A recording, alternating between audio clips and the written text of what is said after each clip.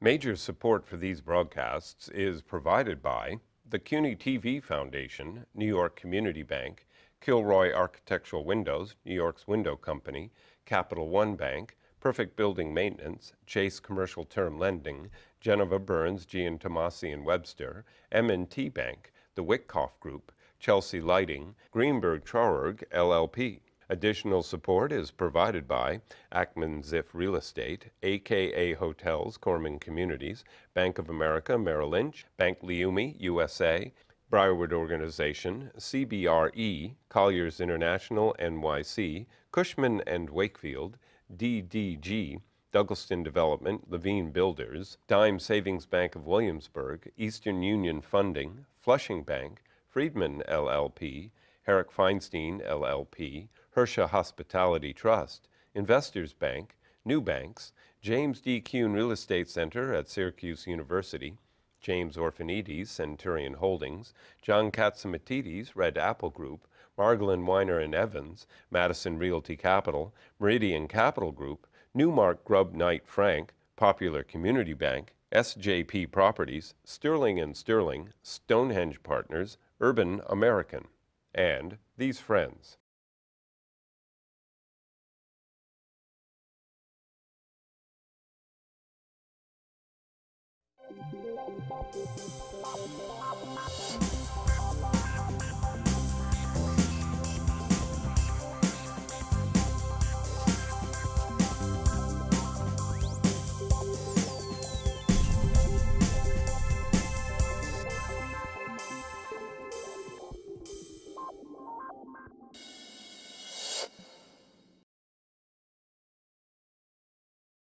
A Prudential Tower, a Panasonic Tower, a stadium, a performing arts center, new hotels. What am I talking about? I'm talking about Newark, New Jersey. There's a lot of things happening there. Last week we told you about some of the problems that happened. But now, today, we're going to be talking about what really the good things that are taking place in the largest city in New Jersey. My guests today include Steve Pizicki, Chairman, CEO of SJP Properties, Frank Giatomasi, Senior Partner, Genova Burns, Giatomasi and Webster, Miles Berger, President and CEO of the Berger Organization, and needless to say, the banker amongst us, Kevin Cummings, President and CEO of Investors Bank. So we were talking last week about the Panasonic Tower, and we were talking about the Prudential Tower. Miles, we were also talking last week about what happened, all the people leaving. What are you doing? You have some major development sites in Newark. Tell me about what you're doing in Newark. Well, we're going to be taking a hotel which was built in the 20s, which is right across the street from Public Service Electric and Gas, and converting it to a new brand that's in the United States, brought here by Wyndham, called TRYP, T-R-Y-P, TRYP by Wyndham, which is a family-oriented hotel. We're going to be converting this hotel. It's going to be a historic conversion because the hotel is in the Military Park Historic District and on the National Register. So the renovation falls under the jurisdiction of the Department of Interior, and we'll be doing that conversion. How many rooms are we talking about? Well, right now the hotel has 150 rooms. When we're done, the new hotel will have 100 rooms. And what has it been being used for in the last couple of years? It's been a hotel. It's been a hotel, but it's seen better days, and it needs a complete gut rehab. So here's my question. Kevin has been a very good banker to the state of New York and New Jersey over the last couple of years, providing commercial loans. How do you look at a hotel loan? I know you've been on my show last year with one of your clients. You like people you deal with, so a Miles Berger you'd like. But how do you look at the hospitality lending? It's a tough business. It's a day-to-day business. It's sort of like a construction loan. It's sponsorship, and you look at the operator and see what his track record is and whether you want to be involved. And then you look at the demographics and where the trends are. In Newark, there's a lot of overflow from New York. This will be, what, the Third hotel in the last 3 years. Let's talk about the second hotel. After years, a Marriott opened up. Where is the Marriott? Tell me a little bit about the Marriott. Marriott opened up in October, Mike, and I'm happy to report to you that it's $50 a day up on its projections on the per diem, and its occupancy is, they're talking about 85% occupancy. And the big thing, and Miles can attest to this, is that it's doing great weekend business. Newark was like Washington. You know, Monday to Thursday, you couldn't get a room, and Friday, Saturday, and Sunday, all the rooms you wanted because everybody took off. Right now, the overflow that my friend talks about over there, Kevin, it's there. It's for real. People can't afford New York City. They're staying in Newark, jumping on a train, and coming in and out every day in 15 minutes. So it's Now, winning. what about, so we have a new hotel. We have another conversion called the Indigo. The What is- Indigo opens, it's looking to open in May of this year. It's about 75% completed. It's a complete gut rehab of a historic building, one of the first steel buildings in the United States of America. It's right on the corner of the Prudential Arena. It's a block away from the Marriott on the same street, Broad Street, and it's looking beautiful. There's a prototype of it, the Indigo, here in New York in the Chelsea section. I've been brought over here to look at it. It's just about the same identical sort of a format. On the predictions are it's going to be another winner. And for those people who like red meat, there's how's the Dinosaur Barbecue doing? In Dinosaur Barbecue opened up 6 months ago. The test of Dinosaur Barbecue is that you can't go there on a Sunday afternoon and get a seat. It's not just living and thriving off of arena nights. Next door to Dinosaur Barbecue, they're going to be opening a Krauser's, and that's going to start to complement what was an empty area. Mark Burson, your buddy from Fidelco, just opened up a gut rehab, 80 units, and it's full. His partners told me yesterday, the Haninis, that they've got 100-person waiting list right now for those brand new. So these can be some of the Panasonic people over here to move into Pizicki's building over there. It's right across the street. Let's talk about let's talk about Teachers Village. Exciting. Ron Bate, we all see it. It's 1 block away from the Marriott Hotel. It's glass, it's steel, it's going up. Richard Meyer Design, who was born in Newark. Can't beat Richard Meyer. I mean, that's world class, one of the best in the world. And it's what they're doing, Michael, is they're not just building buildings, they're building communities. Just like Mark Burson's doing, they're creating a mix. There's going to be a dry cleaners built. There's going to be a pastry shop built. There's going to be a charter school built. But unfortunately, you know, in my research, I noticed that about a year ago, there was the first supermarket that was built in 23 years in Newark that opened up. It took 23 years to have a supermarket. There are people who live in Newark. Now, are they going to build a Walmart? I mean, Newark could use it. I mean, there are a lot of Walmarts. In New York City, we're having a problem. But do you see a Walmart potentially opening up in Newark? Well, sure. As the residential areas get built up and more apartment houses get built, there'll be more of a demand. And again, it's the perception. So as people overcome that perception, which is really not true, then you'll see more development, more commercial development, more retail development. But it's very interesting that you speak about not having a Walmart in 23 years. There really hasn't been a hotel built in Newark in close 40 to years. 40 years in the downtown area. All the hotels, we probably been at have the airport. about 16 hotels, all at the airport. People were not willing to stay in the city 25, 30 years ago, arriving at Newark Airport.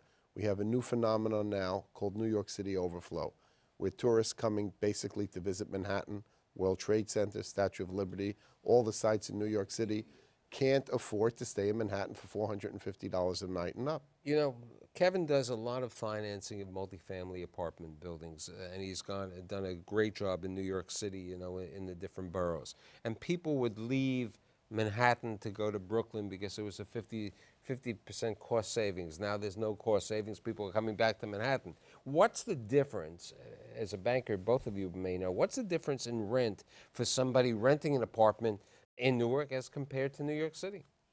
Any idea? Well, a 1-bedroom could cost you $2,000 in New York City. You could get that for $1,200, $1,300 in New Jersey. if we were lucky in Manhattan, a one bedroom is in the $3,000 number. So you're talking about perhaps a 2/3 of a savings to be in the city of Newark. Correct. Okay? And we're talking about a place where you are seeing, okay, you got the Teachers Village, you got the arenas, you have the other situation, you have the new Panasonic headquarters, you have the new Prudential headquarters over there. Has a lot of this development been created via urban tax credits and pilots of savings? Mr. Giatomasi. Without doubt. Panasonic had the state record for urban subsidy from the transit hub until Prudential. This Governor Christie is pro-business. He took a program that was instituted and implemented by Governor Corzine, and he's riding it like a surfboard on a big tidal wave. The funds have been used. The funds are out. They're talking about trying to refund the program, and it's a winner because you're not getting one-offs. You're getting mainstream corporate America. When you talk about Panasonic, Marriott, Indigo, which is an intercontinental product, and you talk about Prudential, and now you've got Cablevision, just got approved and will break ground in March with the Now, what's spring. Cablevision doing? Cablevision is putting a new, I think it's 400 jobs, call center right on Broad Street with a 600-car parking garage. That's going to be But my question is, okay, Steve only builds new, so he couldn't be doing the resurrection. I mean, if you had the great deal, you might do it also. We have these obsolete buildings. Why doesn't Cablevision go into the IDT building or some of the other buildings in Newark? Or, the properties that Cogswell owned? Why didn't they? Well, Cablevision wants a large floor plate of, I think, 30 or 35,000 square feet, and they want a side core building so that the call center floor space is all open. Most of the older buildings would have a center core, and it blocks the view of what they want. They want it all open for technical purposes for their operation. If you look at the handicap you have in New York City, it's that you have so many old buildings. But because, if you look around Yeah, but Grand there's Central one great and one. what There's we're a great doing- one in Times Square, 11 Times Square, that. Well, that's what we think. We think New York desperately needs new buildings. But it's very difficult to build a building in New York because of the land cost. And with the Grand Central, rezoning that's being discussed, who's going to take down a fully leased office building to have an opportunity to spec a, speculative building? It's going to take a long time to do that. Do you see, But the point is, in Newark, you have here's an urban center. And we're talking about the heart of the urban center with major sites to build on. That's what's unique about Newark as well.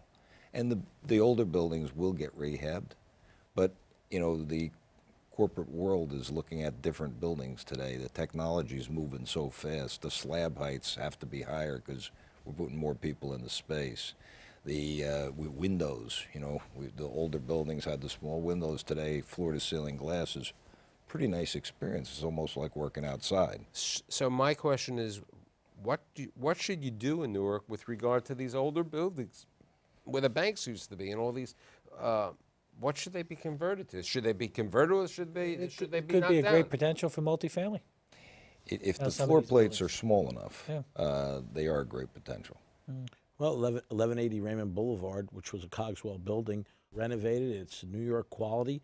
And right now they had a retooling of rents, and I understand it's up to about 75% occupancy. And Rutgers University has taken the old Fireman Fund building, the insurance building on Washington Street, and they're putting in graduate housing, which is what you're talking about. That's a different Fireman's Fund. Yeah. What's the differential in rents for Newark versus other parts of New Jersey and New York City? Well, you have to break it down. In the Class B office buildings, which are the older buildings, the average rents are between $18 and $21 a foot. In the Class A buildings, like the Gateway and, of course, the new buildings, you're in the probably low to mid-30s plus.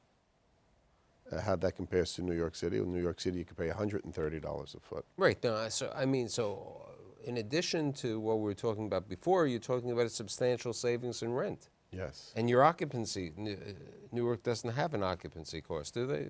An occupancy, For tax, a tax. not on against office rent, occupancy. no. Not an office. No. Okay. Do you see, Steve, okay, Pearson's moving into Hoboken.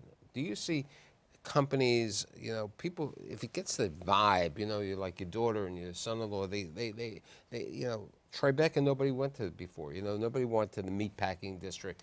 Do you see companies perhaps migrating besides the Prudential and the Panasonic to Newark, media and tech companies because of its convenience, because of the transportation?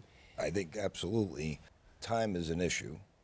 We have a tough economy right now. Manhattan office market, downtown, Is a little weak. still issues. Midtown, you don't have dynamic growth in the city.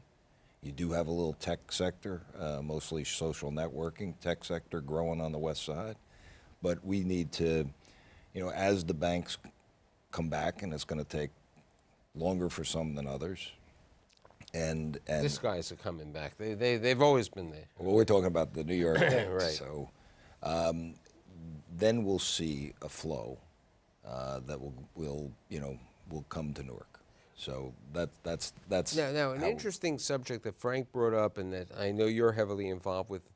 One of the specialties that investors, besides being in the commercial real estate lending business, is that you've done some business in the healthcare marketplace. You like the healthcare marketplace. And Newark is the home of Beth Israel Hospital, one of the finest, as you said before, 500, they're going to do their 500 full heart Full heart transplant.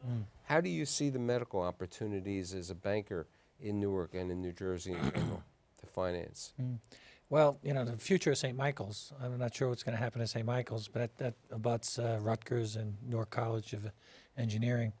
But I think, the medical field with the demographics is a great field to be in. And we see it. We just hired a team. We took on 3 from another bank, 3 lenders, and we see it as a growth spot in the middle market. It's not necessarily real estate, so it complements our loan portfolio nicely. Mike, you have a French company just came into town, bought a big swath of land up in the Science Park area, BioTrial it's called, and they're commencing right now. They've got site plan approval. They're all done. 50,000 square foot science building. Right. As I was saying to you and Miles earlier today, Alexandria opened up on the East River on York Avenue. It's not really York Avenue. It's the river on a site, and they built up one office building over 400,000 square feet as a biotech center. They're building a second biotech center, and if one pharma company comes, another pharma company has lost. Now, the big problem that happened in the state of New Jersey that Mr. Bezicki knows better than anyone else is because he's been in the office building. A lot of the pharma and a lot of the tech companies left New Jersey. well left, but more They significantly consolidate. They consolidated. consolidate. So we had That's- many pharmaceutical companies. It's really leaving due to consolidation. I mean, for example, Roche is leaving, and they're moving into New York to this biotech center. Yes. Okay, but that's a situation over there. Why? Okay, let's talk about retail, because driving the necessity to make this a 24/7. Do we see some retail? And retail can come back, because I think the best example of retail is what I saw in Harlem. When Harlem, USA was built, where nothing had been built for 40 years. I mean, it took 40 years for a Pathmark to be built there. Do you see that retail coming back to some resurrection in the Newark market? Well, retail seems to be the hardest area for Newark to rebound in. As these new developments, commercial residential developments go up, there is a demand for certain retails, supermarkets, drugstores, etc. We will see retail in the new NJ Pack residential tower, which got approval last month at the planning board, and is also seeking a transit hub tax credit. And if that gets built, that's going to create about 12,000 square feet of retail on Park Place in and around NJ Pack. One of the phenomena, which is probably more particular to New Jersey than it is to New York City, is the shopping center. So the shopping centers, and malls have hurt the retail stores, not only in Newark, but in all the little towns, in Milburn and Livingston. But as Steve said it last week and even today, urbanization is coming back. People are coming back to the urban communities. Yes. But I think Miles is right. I think before, the retail is going to be, the residential will happen, the office will happen, then the retail will happen. But sometimes... And urban retail is the hottest retail in the country right now. Now, what's very interesting is I've had a number of shows where we've talked about areas in transition. Long Island City 10 years ago, and the Rock Rose people and the TF Cornerstone people they built amenities. When Durst built on West 57th Street, he basically subsidized, a supermarket over there. Do you see some subsidization one way or the other for some retail? Well, Prudential's headquarters will have retail on all blocks. So it's a 4 blocks, 4 corners of the block will have retail. Yeah. The new Marriott Hotel, the entire first floor is retail.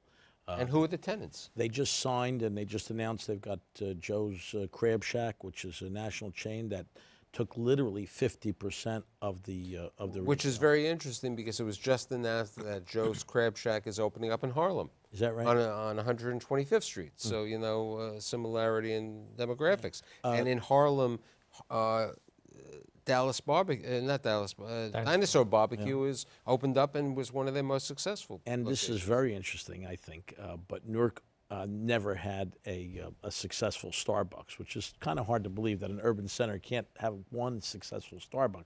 And in the Marriott, there is a Starbucks that's doing great, and now Starbucks is just about to, I think they're just about to sign a lease where they'll take a location on Market Street in the Burson development that I talked about before. Now, do you see other banks entering Newark? I don't think so in the short run. Why? I think you gotta have more residential development, and usually bankers aren't ahead of the curve. They usually trail the curve because they're conservative in nature. I think there's a good chance with the New York banks as they get themselves right-sized. They, the big banks in New York always warehoused a lot of space, meaning they had some percentage of available space, so as things happened, they could get into that business quickly. They don't have that today at all. So I think as they grow, it could be certainly a back office space for the banks. I noticed that Shaquille O'Neal has just been approved to build a 12-plex, and it was on a site that used to be the 6-plex. What happened to the movie? It opened. I don't have the numbers, but Shaquille's group got the theater reopened again. It was a 6-plex. It shut down, and they took it over. They renovated it, and it's reopened. And I understand people are there, and I haven't heard any problems. But I don't have the numbers, Mike. But it's done. Where did Goya go? Did they go to Newark also, or they're No, Jersey City. Jersey City. Yeah. Now, but Manischewitz came to. Yeah, I was part of that deal. Manischewitz bought Mothers and Noors and wound up liking where Noors and Mothers was warehoused in Newark, and they did a deal, and they came in. Orthodox Group owns the buildings, and they took and relocated Manischewitz headquarters, full warehousing to They Newark. used to be in Jersey City. Yeah, Correct. they're in. And Wake Fern just built an enormous distribution center. And, if you really talk about Newark, Mike, you got to talk about, I mentioned it earlier, you've got this company that operated JFK Airport, Swiss Ports, which has just opened in Port Newark and has a job fair today. 1,000 new jobs that never existed in New York coming from John F. Kennedy Airport. I think, unfortunately, I may have made this perception that Newark is just, the central business district. There is other part, as you bring up, Port Newark, and then what about that section near the airport where they have the IKEA and the other shopping? Is that considered Newark? That's technically Elizabeth, but the Newark Airport, 65,000 people a day come in and out of Newark Airport. You know what follows that? And people forget that at the airport there's Three Brooks Brothers. There's a Gallagher Steakhouse. There's Brookstone. There's a lot of retail that goes on. These are sales. I mean, in Newark. Westfield, who runs the retail Yeah. at Newark, has a very successful, and because it's more of an urban. I hate to say, correct. It's an urban, and people, because of the hub of Newark, they spend more time there. They shop a lot in the shopping center. Newark over there. Airport has a mall component, a mall feel. There's no question about it. I know people that go and buy before they get on the plane clothes for their trip because there's that many luxury But stores. part of that situation is why certain people who live in New York City have been shopping in New Jersey in general because of the sales tax reduction. Right. Now, I mean, I think that parts of Jersey City even had a lower sales tax in general. Yeah, correct? 3%. They have a sales tax Economic exemption. development zones. Yeah, IKEA has same thing in Elizabeth, which is on the Newark. And what about Newark? Can they? Newark has the same thing. Sure, it has it. So they have that sales Urban tax. enterprise zone. Yeah. So if somebody buys a product in Newark, they're going to only pay 3% sales tax as opposed to 8 3/4. Next time you buy your Wolf gas range or your Viking refrigerator, you buy it in Newark. You'll save 3% right off the top. Yeah. Oh, very interesting. Yeah. So where do you see Newark in the next decade, in the next 10 years? Miles? I see a very positive move for Newark in the next decade. You mentioned the word before, the vibe, like Soho, or I just heard on the radio coming over here, the Bowery. The Bowery, which we used to refer as Bowery Bums on Bowery, has become the hottest neighborhood in the city of New York. It's all about vibe. And when that vibe hits the public, that Newark has that vibe, Newark is hip, Newark is the place to be, you won't be able to get into Newark. Kevin? What do you I think? think the I mean, a native Jersey City boy should. one of the things we didn't talk about is the potential of the colleges and the I student agree. housing. 100%. So I think student. with Rutgers, the consolidation of Rutgers, I and all mean, the good things you have happening all the there. universities over Yeah. there. I agree, and I believe that the student housing could really grow in Newark. I think it's and if student housing grows, then retail is going to grow because there's going to be a need for that. And in the same way that you said that for Starbucks, okay, there's going to be more. Do you have Dwayne Reed and Walgreens in Newark now? Oh, you have Walgreens, yeah. Okay, I mean No Walgreens. Dwayne Reed. We need Doesn't Dwayne matter. Reed. They're owned by the Right. same people, so it doesn't it doesn't make a difference over there. Now, what?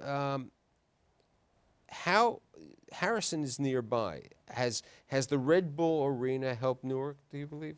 Yeah, I think it has. I mean, a quick answer to that is that Richard Miller just put up 250 apartments.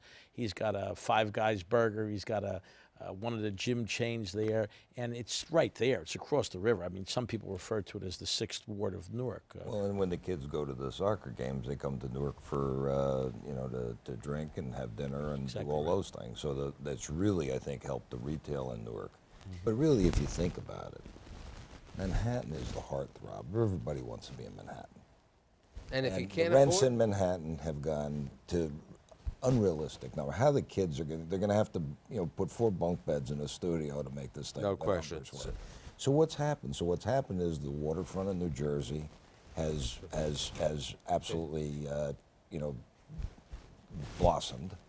Brooklyn and Queens along the water has blossomed. Stevie, I think that Newark is growing, and I really like to thank my friends who've spent a double session with me today, school. Okay, Steve Pizicki, Frank Giatomasi, Miles Berger, and Kevin Cummings, and I'll see you next week. Thank you.